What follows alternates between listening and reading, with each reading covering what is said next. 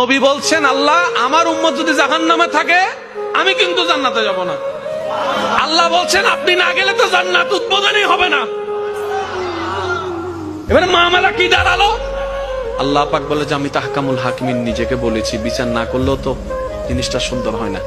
ও নবী একটা কাজ করেন, ওয়ালা সাউফা ইউতিকা রাব্বুকা ফাতারদাত, আমি কাউকে বলি নাই, আপনাকে না বলেছি। আমার সাল্লাল্লাহু আলাইহি রাহমাতাল লিল আলামিন কারো সম্পর্কে নাজিল করি নাই, আপনাকে দিয়েছি।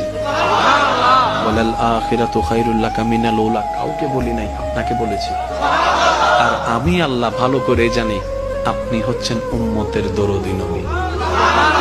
আপনি নিজের জন্য কাঁদেন নাই, সন্তানের জন্য কাঁদেন নাই, পরিবারের জন্য কাঁদেন নাই, নাতির জন্য কাঁদেন নাই, যত কেঁদেছেন জীবনে সবকিছু উম্মতের জন্য।